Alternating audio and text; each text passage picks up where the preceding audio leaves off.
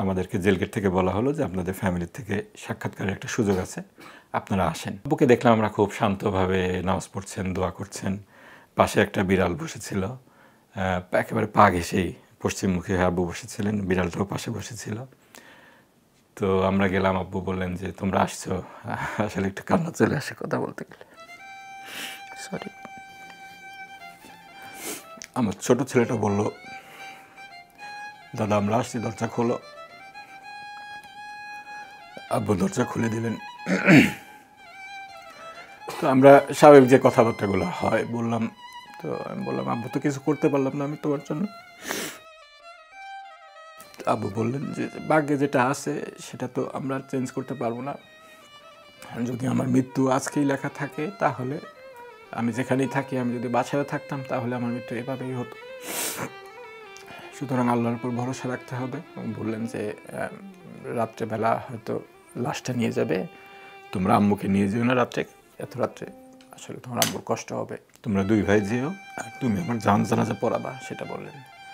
এরপরে জিজ্ঞেস করলেন যে ফাঁসির মধ্যে যে যাবো কি পরে যাব, লুঙ্গি পরে যাব না পায়জামা পরে যাবো। আমি বললাম, আব্বু পায়জামাটা পরে যাবেন। তো একটা খুব সিগনিফিকেন্ট কথা বলেছিলেন যে দোয়াতে, যে আল্লাহ যারা আমাকে এভাবে মিথ্যা অপবাদ দিল তাদেরকে তুমি হেদায়েত দান করো, আর যদি হেদায়েত তাদের নসিবে না থাকে তাহলে সত্যটাকে প্রতিষ্ঠিত করো। উনি কিন্তু কারো ধ্বংস কিংবা এগুলা কিছু বললেন না। তো আলহামদুলিল্লাহ, আল্লাহ হয়তো দোয়া কবুল করেছেন, সত্যটা আস্তে আস্তে প্রকাশিত হচ্ছে, প্রতিষ্ঠিত হচ্ছে।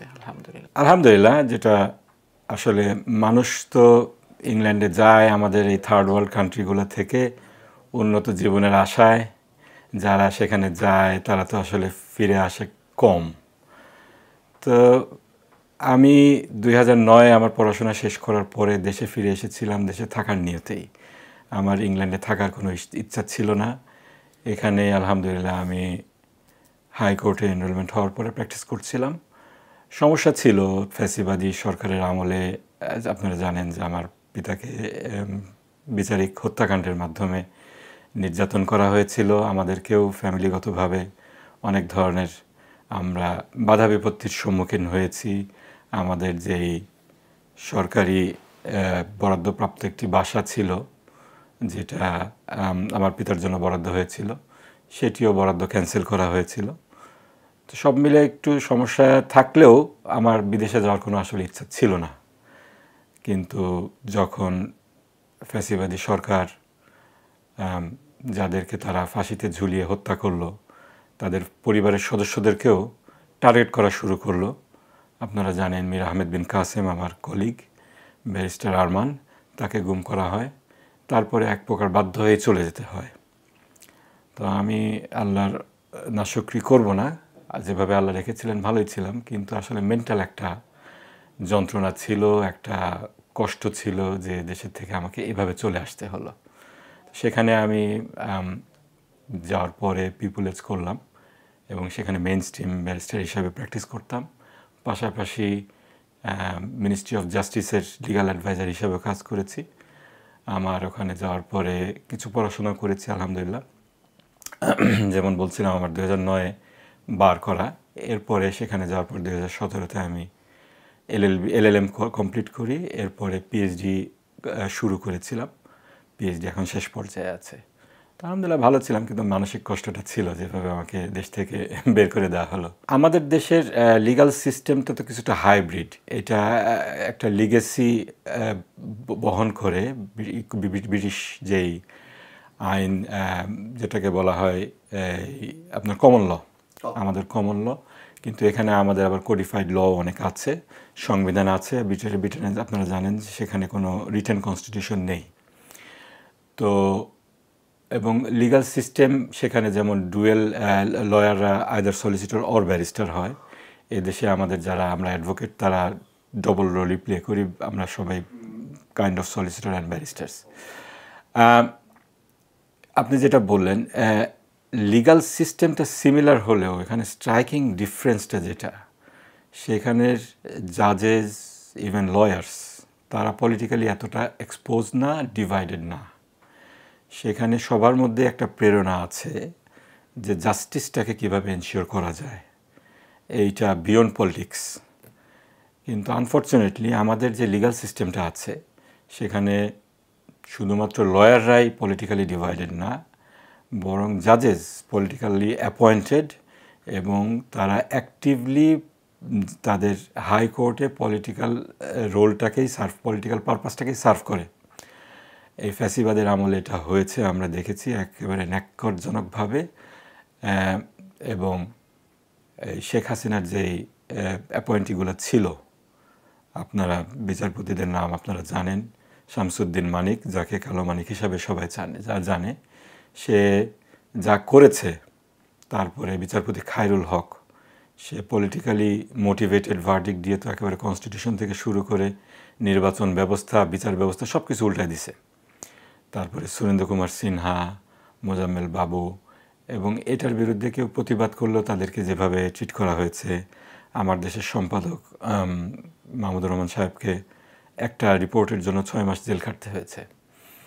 তো এইটাকে আসলে কমপ্লিটলি ডিস্ট্রয় করে ফেলা হয়েছে বিচার বিভাগটাকে। এটাকে আবার আগের অবস্থায় কিভাবে ফিরিয়ে নিয়ে যাওয়া যায়, এটা আসলে সবাইকে চিন্তা করা উচিত। এই জন্য আমার যেটা অবজারভেশন, এটাকে পলিটিক্স থেকে সম্পূর্ণ মুক্ত করতে হবে। এটা মানুষের আস্থার জায়গা, এটা শেষ ভরসাস্থল। আল্লাহর উপরে মানুষ ভরসা করে, কিন্তু দুনিয়াতে ন্যায় বিচার পাওয়ার জন্য এটা শেষ ভরসাস্থল। এটাকে যদি যেটাকে বলা হয় justice not only be done, it must be seen to be done. এটাকে একটা পারসেপশন ক্রিয়েট করতে হবে যেখানে ন্যায় বিচার হচ্ছে। ট্রান্সপারেন্সি আনতে হবে। যারা পলিটিক্যালি সেভাবে কালার না, তাদেরকে বিচারক হিসাবে নিয়োগ দিতে হবে। অবশ্যই কম্পিটেন্সের বিষয়টা তো দেখতেই হবে।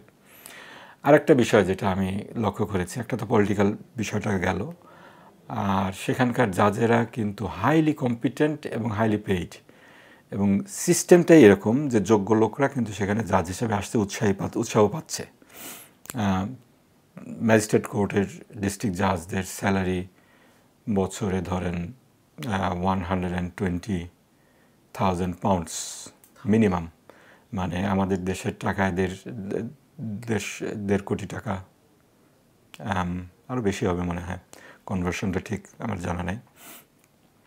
যারা হাইকোর্টের জাজ হন তাদের যে এক্সপিরিয়েন্স, তাদের যেই শার্পনেস আমি দেখেছি, এইটা আসলে খুবই মানে কি বলবো, বিচার বিভাগটাকে সমৃদ্ধ করেছে।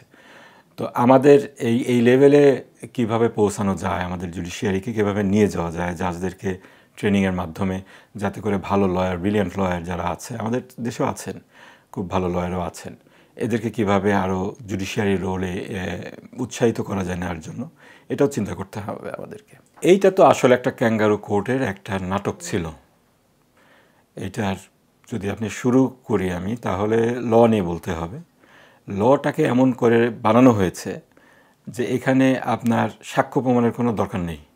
সাক্ষ্য প্রমাণের বাংলাদেশের যে এস্টাবলিশড এভিডেন্স অ্যাক্ট আছে, এটাকে কমপ্লিটলি ডিসরিগার্ড করা হয়েছে, বলছে সাক্ষ্য আইন এখানে অ্যাপ্লিকেবল হবে না। এবং পরবর্তীতে অ্যাপিলেট ডিভিশনের রায়ের মাধ্যমে এইটাকে তো আরও যেভাবে খেলো করে ফেলা হয়েছে যে একজন সাক্ষী তার আগের বক্তৃতা, বিবৃতি, লেখনীতে, সাক্ষাৎকারে যা বলেছে, এইগুলাকে প্রিভিয়াস ইনকনসিস্টেন্ট স্টেটমেন্ট হিসাবে নেওয়া যাবে না। কোর্টে এসে সে যেভাবেই হোক অন ওথ যা বলবে শুধু সেটাই গ্রহণযোগ্য হবে।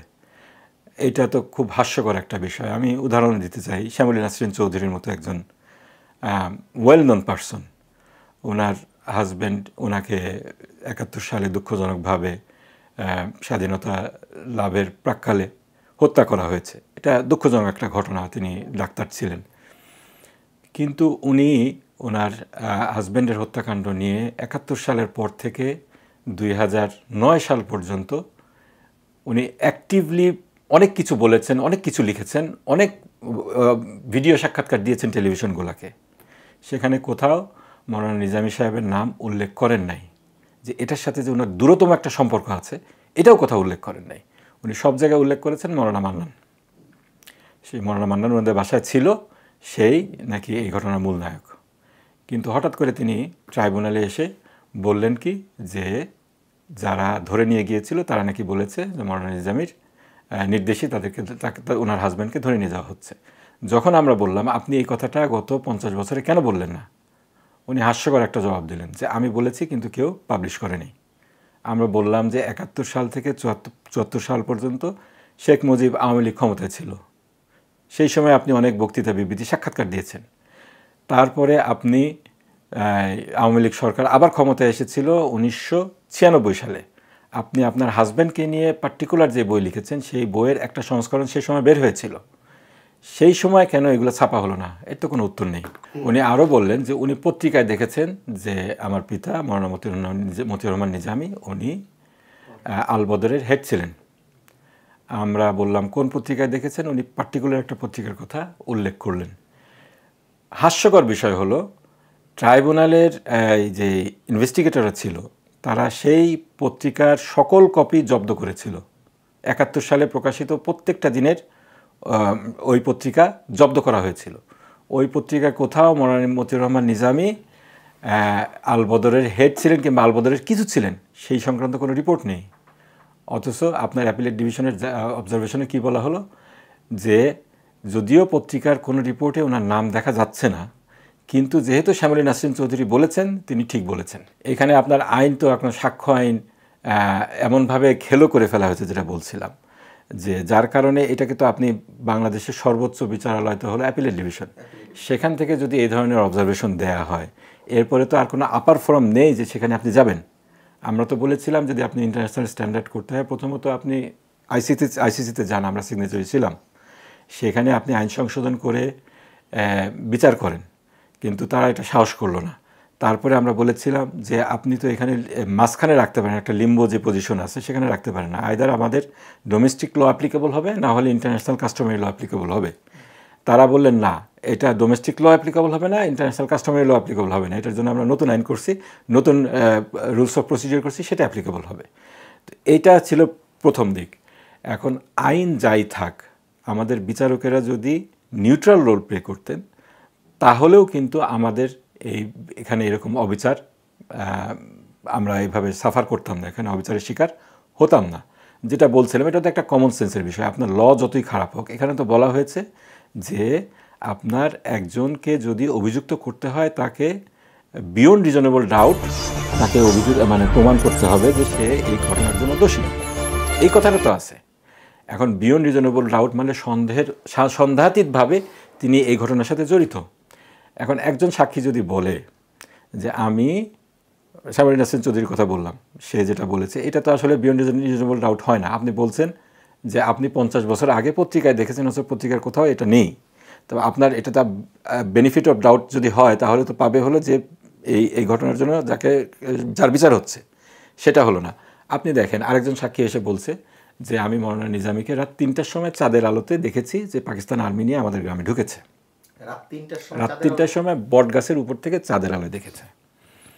এখন আমার মাথায় ঢুকলো যে আচ্ছা, বাংলা একাডেমির তো একটা পঞ্জিকা আছে যেখানে আমাবস্যা আর চাঁদ কখন ওঠে নামে এটার হিসাবটা দেয়া আছে 100 বছরের। কিন্তু এই পঞ্জিকাতে আমি দেখলাম ওই পার্টিকুলার ডেতে আপনার রাত 3টার সময় চাঁদই ছিল না, ওটা আমাবস্যার রাত ছিল। আমরা যখন এটা পুট করলাম তখন অ্যাপিলেট ডিভিশন থেকে নাজমুন আরা যেটা বললেন, আচ্ছা চাঁদের আলোয়, চাঁদ যদি না থাকে তো চাঁদের আলোয় দেখার প্রশ্নই আসে না, হয়তো তাহলে ওই টর্চের আলোয় কিংবা অন্য কিছুর আলোয় দেখেছেন। কোর্ট এটা যদি সে ন্যায় বিচারক হয় সে তো ফ্যাক্ট ইনভেন্ট করতে পারে না। আপনার সামনে এভিডেন্স নাই যে সে টর্চের আলোয় দেখেছে, আপনি কেন বলবেন যে টর্চের আলোয় দেখেছে? এইটা আপনার একটা ন্যায় বিচারের আপনার যে একটা বিষয় থাকে ন্যাচারাল জাস্টিস, এটা সম্পূর্ণ পরিপন্থী। এক তো ছিল লটা খারাপ, দ্বিতীয়ত যেহেতু জাজেরা তারা পলিটিক্যালি বায়াস ছিলেন, তারা আগের থেকেই ধরে ঠিক করে রেখেছিলেন যে ফাঁসি দেবে, সুতরাং ওনারা এই লটারও একটা খারাপ অ্যাপ্লিকেশন নজির সৃষ্টি করেছেন। তো এই টোটালি এই বিষয়টা আপনারা জানেন যে এটা লটা তো ক্রিটিসাইজ হয়েছে ওয়ার্ল্ড ওয়াইড, এবং যে প্রসিজিওরটা মেনটেন করা হয়েছে, যেভাবে বিচার করা হয়েছে, সবাই এটা সমালোচনা করেছে। এবং এইটা যে একটা সাজানো নাটক ছিল, এইটা স্কাইপি কেলেঙ্কারির মাধ্যমে সম্পূর্ণরূপে প্রমাণিত হয়েছে। সেখানে আমরা দেখতে পেয়েছি যে সরকার কীভাবে জাজদের উপরে প্রেশার ক্রিয়েট করেছে এবং জাজেরা কীভাবে প্রসিকিউশনের সাথে একটা সাজানো নাটক করেছে। এই কিছু বিষয়ে যেমন নিজামুল হক নাসিমের সাথে জিয়াদ আল মালুমের কথোপকথন, আমি দাঁড়ায় যাব আপনি বসায় দিবেন, এইগুলো তো আসলে কোনো ধরনের বিচারের পর্যায়ে পড়ে না। তো আমরা যেটা বলি সেটা হলো এটা ইতিহাসের জঘন্যতম একটা মিথ্যাচারকে এই জুডিশিয়াল প্রসেসের মাধ্যমে বাস্তবায়ন করা হয়েছে। এটা সুষ্ঠু তদন্ত হওয়া উচিত এবং বাংলাদেশে যদি ন্যায় বিচারের শাসন কায়েম করতে হয়, আপনার জাস্টিস কায়েম করতে হয়, তাহলে এই সমস্ত বিষয়ের তদন্ত এবং বিচার অবশ্যই হতে হবে।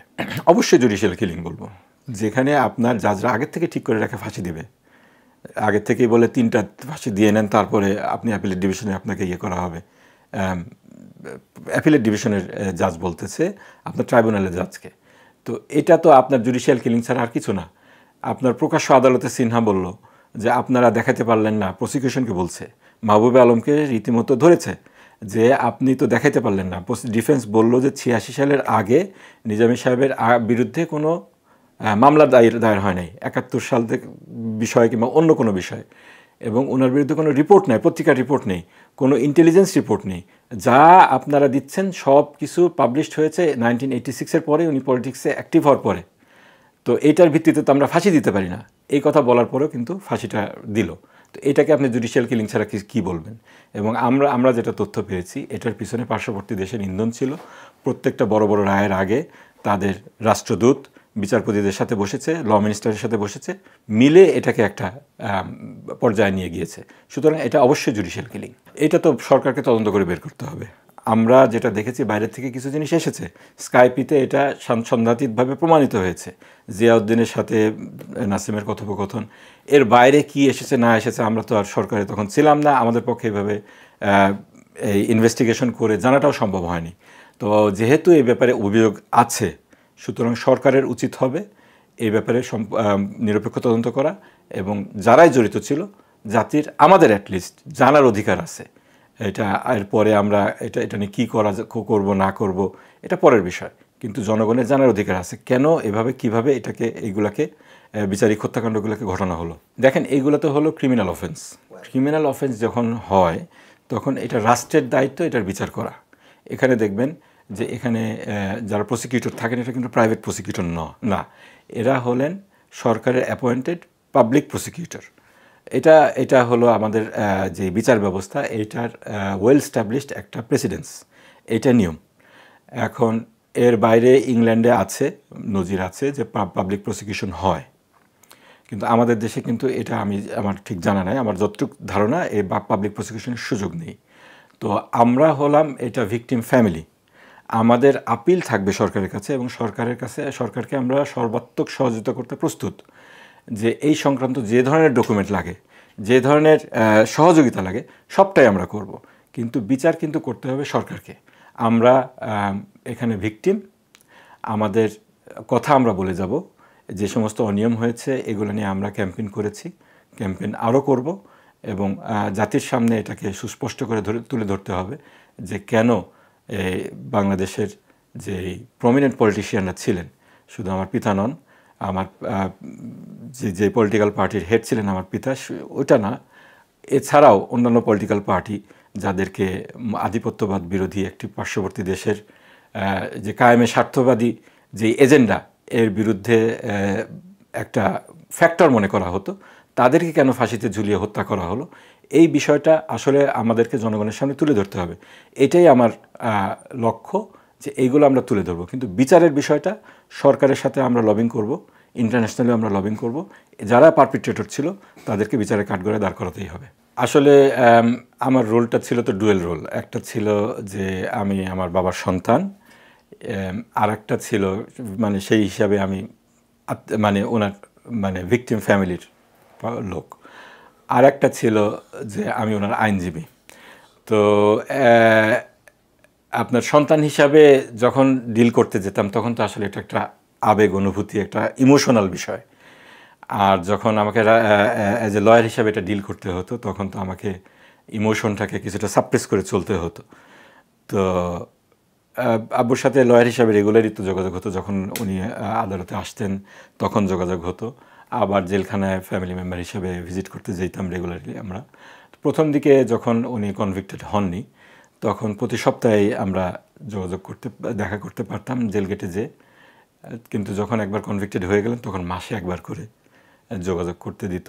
তারপরেও ওই সবসময় দেখা যেত যে যাওয়ার পরে আবেদন করতে হতো, দীর্ঘ সময় ওয়েট করতে হতো, তারপরে দেখা করতে দিলে আবার দেখা যেত আশেপাশে অনেক লোকজন। সেভাবে আমাদেরকে কিন্তু ফ্রিলি কথা বলতে কখনোই দেওয়া হয় নাই। তো শেষ ওনাকে যখন হত্যা করা হলো তার আগেও আমরা দেখা করেছি ফ্যামিলি মেম্বার সবাই। যেদিন হত্যা করা হলো সেদিনই আমরা ঘন্টা দুয়েক আগে রাত 8টার দিকে ওনার সাথে দেখা করেছি।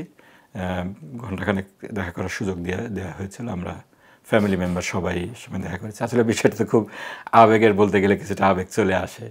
তো সেটাই ছিল শেষ সাক্ষাৎ। আমরা যখন অ্যাপিলের শেষ স্তরটি রিভিউ যখন শেষ হয়ে গেল, তখন আমাদেরকে জেলগেট থেকে বলা হলো যে আপনাদের ফ্যামিলির থেকে সাক্ষাৎকারের একটা সুযোগ আছে, আপনারা আসেন। তো আমরা গেলাম, সেখানে ফ্যামিলি মেম্বাররা সবাই গেলাম। আম্মু ছিলেন, আমার ভাইয়েরা ছিল, বোনরা ছিল। তো আব্বুকে দেখলাম আমরা খুব শান্তভাবে নামাজ পড়ছেন, দোয়া করছেন। পাশে একটা বিড়াল বসেছিল, একেবারে পা ঘেঁষেই পশ্চিমমুখী হয়ে আব্বু বসেছিলেন, বিড়ালটাও পাশে বসেছিল। তো আমরা গেলাম, আব্বু বললেন যে তোমরা আসছো। আসলে একটু কান্না চলে আসে কথা বলতে গেলে, সরি।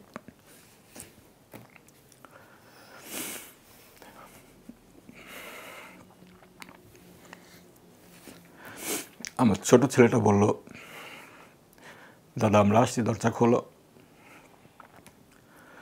আব্বু দরজা খুলে দিলেন। তো আমরা স্বাভাবিক যে কথাবার্তাগুলো হয় বললাম। তো আমি বললাম, আব্বু তো কিছু করতে পারলাম না আমি তোমার জন্য।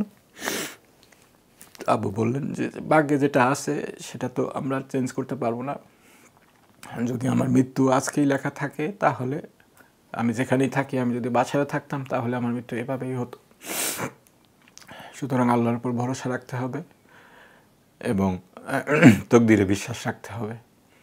তারপরে আমাদের কিছু দিক নির্দেশনা দিলেন ফ্যামিলিগত বিষয়ে এবং বললেন যে রাত্রেবেলা হয়তো লাশটা নিয়ে যাবে, তোমরা আম্মুকে নিয়ে যেও না রাত্রে, এত রাত্রে আসলে তোমার আম্মুর কষ্ট হবে, তোমরা দুই ভাই যেও, আর তুমি আমার জানাজা পড়াবা, সেটা বললেন। এরপরে জিজ্ঞেস করলেন যে ফাঁসির মঞ্চে যে যাব, কি পরে যাব, লুঙ্গি পরে যাব না পায়জামা পরে যাব? আমি বললাম, আব্বু পায়জামাটা পরে যাবেন। সরি, কথাটা আসলে বলতে একটু কষ্ট হচ্ছে। তো এইভাবে আমরা, তারপরে আব্বু লম্বা দোয়া করলেন, সবার জন্য দোয়া করলেন, দেশের জন্য দোয়া করলেন। তো একটা খুব সিগনিফিকেন্ট কথা বলেছিলেন যে দোয়াতে, যে আল্লাহ, যারা আমাকে এভাবে মিথ্যা অপবাদ দিল তাদেরকে তুমি হেদায়েত দান করো, আর যদি হেদায়েত তাদের নসিবে না থাকে তাহলে সত্যটাকে প্রতিষ্ঠিত করো। উনি কিন্তু কারো ধ্বংস কিংবা এগুলা কিছু বললেন না।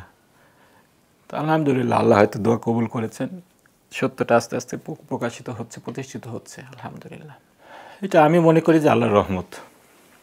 এই দেশের মানুষ এই যে এতদিন মজলুম ছিলেন, এই যে তাদের বুক ফাটা আর্তনাদ, আমি তো মনে করি যে আমি সৌভাগ্যবান যে আমার বাবাকে শেষ মুহূর্ত পর্যন্ত আমি যতটুকুই আল্লাহ সামর্থ্য দিয়েছেন দেখতে পেরেছি।